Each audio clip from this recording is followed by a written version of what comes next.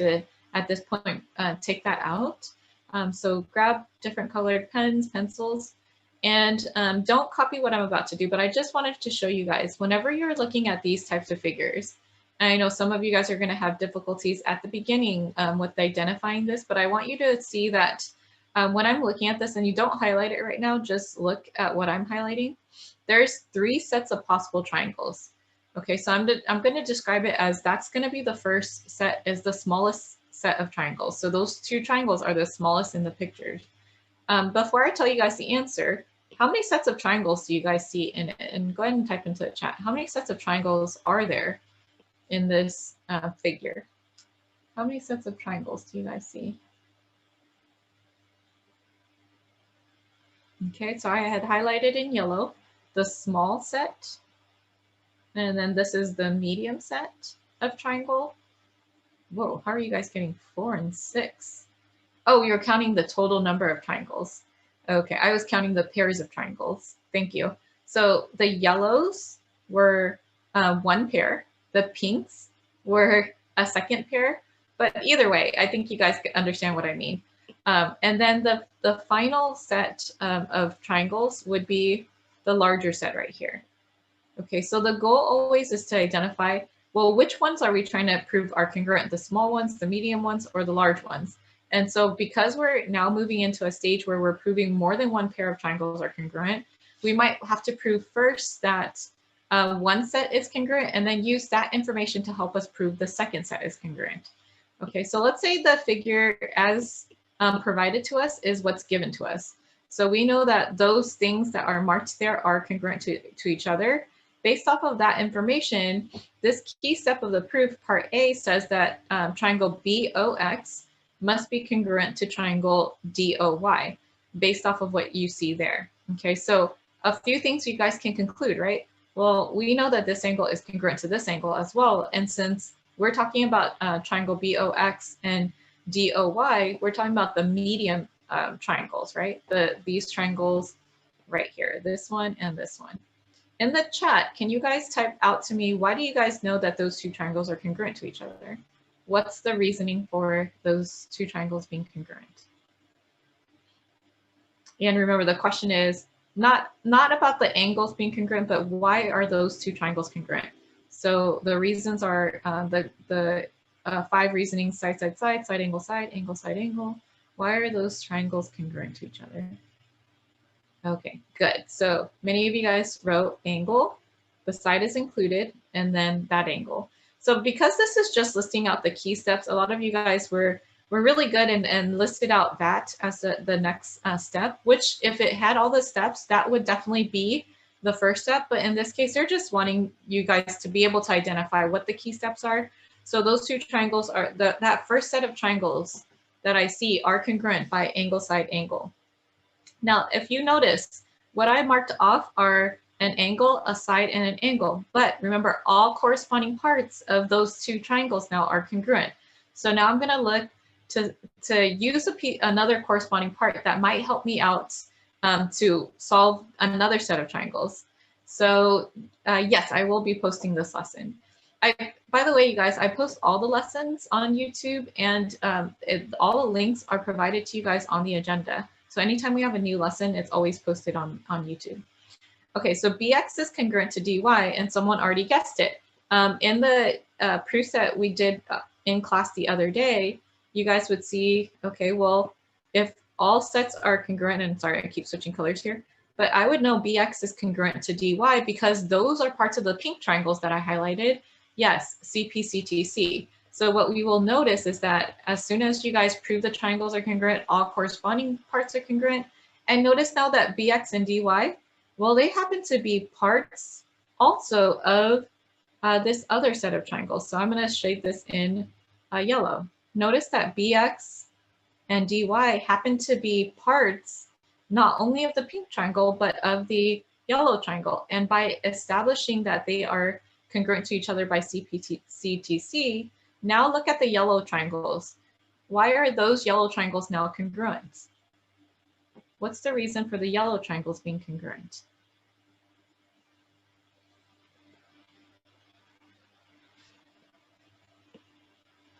Very good. So again, notice where the angle is, notice where the side is. So side, angle, side. The angle is sandwiched between the side.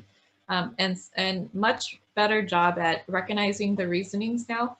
They're getting a little bit more streamlined. Everyone's writing the same answer, side, angle, side. And then lastly, now that I look at the final statement of this, if you guys had to guess what this was, what do you think it might be? AB is congruent to CD. AB. So they're saying AB is congruent to CD. That's what ultimately we're trying to prove. Okay, so there, it's not that the triangles are congruent, right? So we don't want to say side, side, side because these reasonings are following triangles being congruent. This is a segment or a side of the two yellow triangles, right? And we just proved the two yellow triangles are congruent. So Cpctc. So you guys, key idea is you prove that one set of triangles congruent, use Cpctc, and that piece of information should be something that helps you prove the second set of triangles are congruent. And then after that, if it's a segment of this set or an angle of this set of triangles, then it's by Cpctc that we would know it is true. Okay, so now we're going to try to, so 2 is going to be what I'm going to call the classwork assignment. So we're going to come back to this one. Number 3 is a fill in the blank proof. Normally I copy this on like one page and squeeze it on, and I forgot about that. So what I'm going to do is copy and paste this image and give you guys a moment just to copy and paste this image to the next page, because it most likely, if you printed it off, it printed onto 2 separate pieces of paper. So I'm going to go ahead and move that image here. Okay, so can I have you guys take a minute to copy that figure onto the top of the second page? Okay, copy that image to the top of the second page. And the given is already provided for you guys in number 1.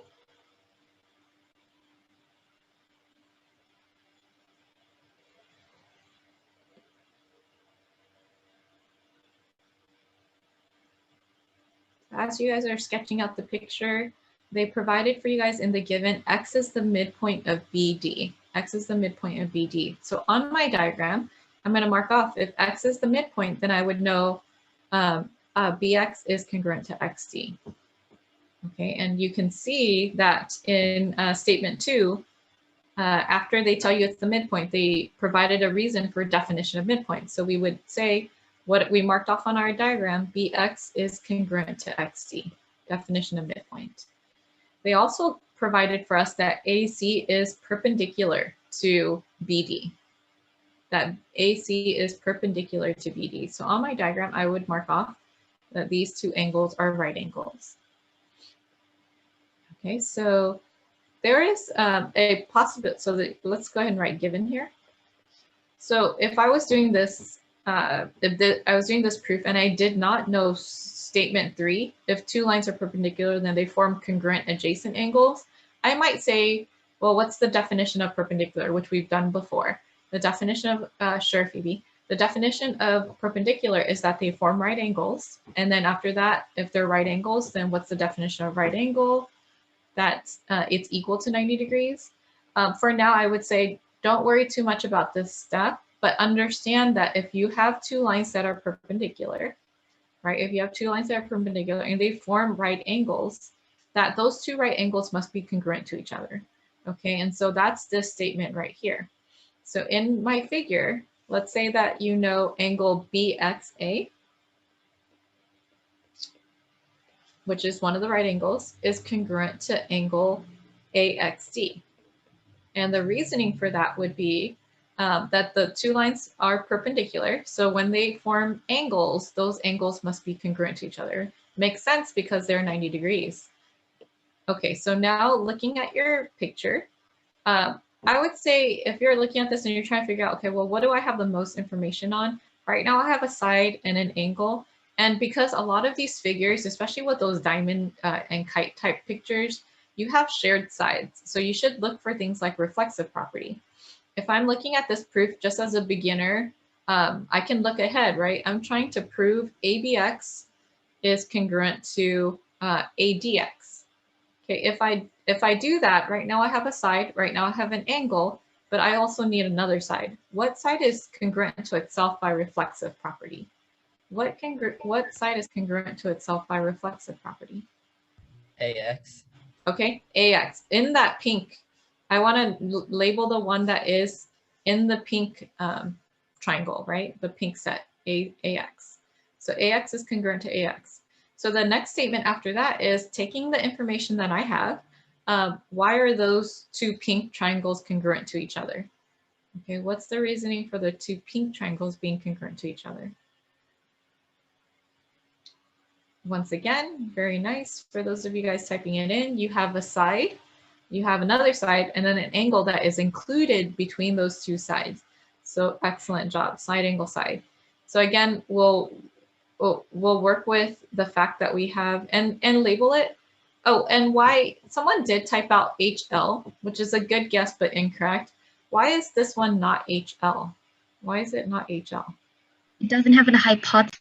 We Yes. don't know that the hypotenuses are congruent. We don't know that the hypotenuse are congruent, right? It's only the two legs. So side angle side, good.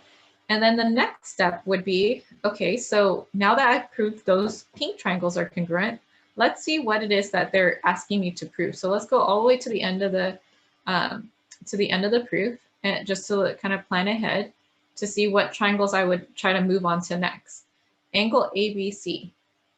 Can you guys look at angle ABC? Are they part of your medium triangles now, or are they part of your larger triangles? Are they part of the medium triangles or the larger triangles? Okay, so good on answering that. You see that ABC is part of the large triangle. So that's what you're going to try to move on to next is how do I move to proving the larger triangles are congruent? So actually, you guys can answer this question right here. We need to prove that the triangles, the larger triangles are congruent. Okay, but let's back up a few more steps to step 6. Now the sides and angles of the pink triangles that are shared with the larger triangles are what we're going to use to help us establish that those two larger triangles are congruent. So you'll notice that, and I'll switch colors at this point. You'll notice that in step 6, now that those two pink triangles are congruent, I know that AB is congruent to AD. Look at AB and AD. Yes or no, you guys? Does the larger triangle share AB and AD with the smaller triangles? Are those sides of the larger triangle? Make sure everybody sees that. Are AB and AD part of the larger triangles? Yes, and some of you guys, wait, 2 people said no, so I just want to make sure that we see that. If you guys highlight the big triangles, are they, is AB part of the bigger triangles? They should be, right? AB is part of it, as well as the smaller triangle. Okay, so now what we'll do is write, okay, so someone said, yeah, that's true, it's by Cpctc. And yes, remember what I had told you guys when we were in class the other day is 100% of times after you guys prove the triangles are congruent, it's most likely Cpctc because you're now using parts of the triangles you know are congruent. So Cpctc. And then also, can you guys confirm, is BAC and DAC, which is this statement right here, are they parts of the small and the large triangle? Are they parts of the small and large triangle? Does everybody see that? Angle BAC, which I'll mark in red here. Angle BAC is this angle here, and ADC. So everyone see how that's also parts of both triangles, right? So now with just that first set of triangles being congruent, we have 2 parts that are shared between the small and the large triangle. So Cpctc. And then lastly, they put AC is congruent to AC because we see that that's the shared side for the large triangle, right? So what's the reason for AC being congruent to AC? Okay, perfect. Reflexive property. And now if it's hard for you guys to see, what you guys can do is take one of the larger triangles or take the larger triangles, redraw it, and then just mark off what you guys had. You had this side, this angle, and then AC being that. Okay, sometimes we mark it up so much that we can't see it. But what's the reasoning for those the two larger triangles being congruent now? ABC and ADC. Why are those triangles congruent? Okay, good. I think you guys kind of get the hang of it. And then lastly, ABC and angle ADC, even though they weren't marked, they're now parts of the larger triangle, right? What we're trying to get to. And remember, 100% of the time, usually we're going from triangles congruent to corresponding parts of triangles being congruent.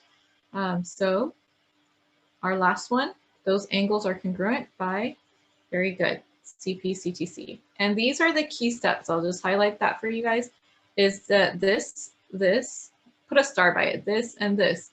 Those were the key steps that we had provided for problem 1. It's like kind of ignoring all the small steps in between. The main steps are proving one set of triangles congruent, followed by another set of triangles being congruent.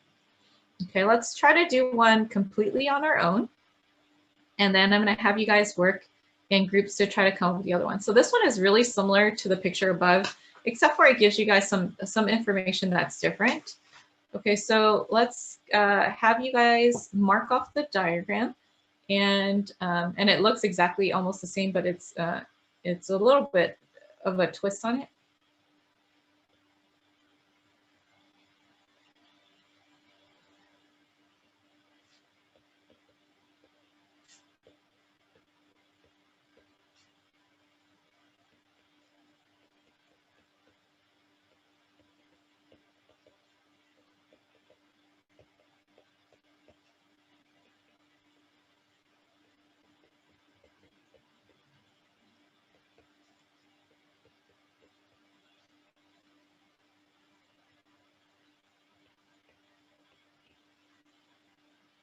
Okay, you guys, so I'm going to mark off the given. Anytime they give you guys midpoint, X is the midpoint of something, you should automatically think, well, what am I going to mark off on my diagram and use definition of midpoint for? Okay, so find the segment where X is the midpoint, mark off that each one of the small segments that make up that big segment is congruent to each other. So BX is congruent to XT.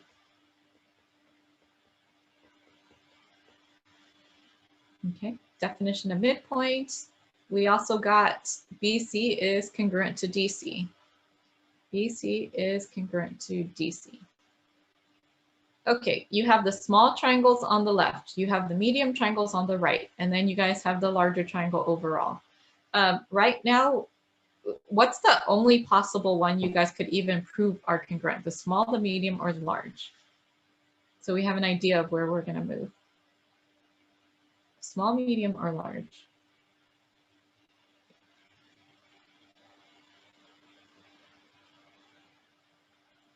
Okay, what I highlighted here is the medium set, right? We have enough information to prove that the medium sets are congruent because, yes, the third step, kind of like the mini step, is that shared side, XC is congruent to XC, which is by reflexive property.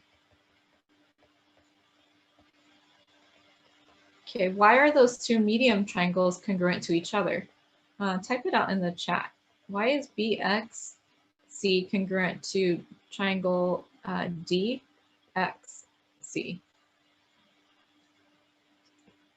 I don't know why I chose something that was so similar in color, so let me change this. So I have this. Very nice, you guys. So by side, side, side. Okay, so by side, side, side, we know they're congruent. Okay, now what we do is we take a look at what we're trying to prove. So we've already accomplished the first part, is prove the first set of triangles are congruent. Okay, now the next thing that I should have in my mind is what parts of those medium triangles might I use to help me prove the next set of triangles are congruent. And then now I have to figure out, do I want to do the small or the big? So let's go ahead to look at our proof statement.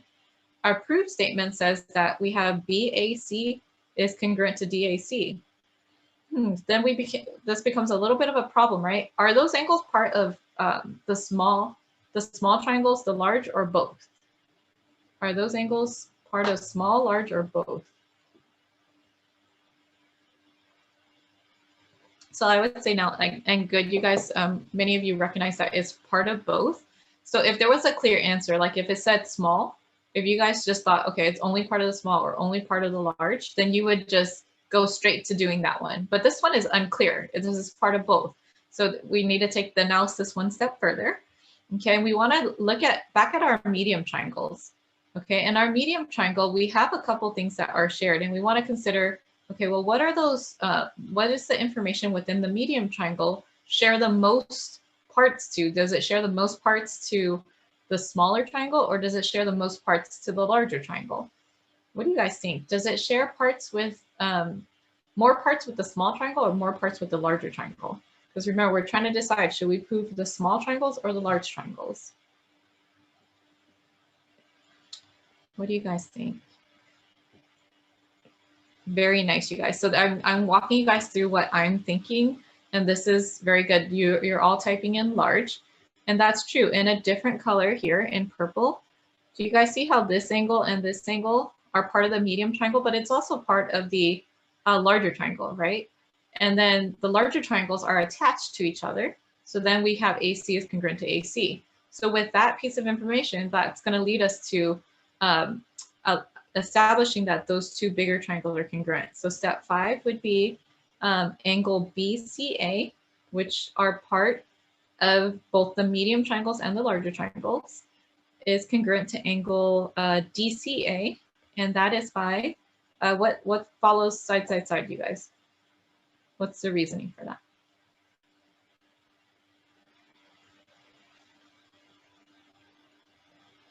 Excellent. Okay, good. Cpctc, they are corresponding parts of our medium triangles that also happen to be corresponding parts of our large triangles. So Cpctc, we already have this side. We already have this angle. What do you guys think the next move would be?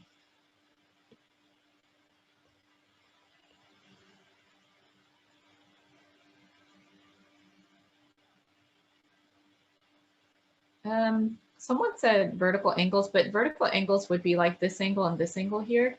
And those are parts of different triangles. Yes, if you already have a side here and an angle here, wouldn't it be easiest to just establish this shared side? AC is congruent to AC. Yes, by reflexive property. So look for shared sides being kind of an easy connection to make that would then lead us to proving that the triangles are congruent. So step 7. Now I know for sure that triangle, the big triangle, ABC, is congruent to the other big triangle, ADC. What do you guys think the reason is? So again, you have this shared side, which I'll highlight in yellow. AC is congruent to AC. You guys got the angle in purple, and then you guys got BAC. And remember, we're trying to prove triangles are congruent. So we can't say Cpctc yet, right? The reasons why triangles are congruent would be the 3-letter acronyms or HL. So you guys got a side here, you got this angle here, and you guys got the yellow side here. So side, angle, side is the correct reasoning. Good. And lastly, our last step always follows proving that triangles are congruent. Angle BAC is part of the large triangle now, and that is congruent to angle D. Sorry, that's a D. DAC. What's the reason for that?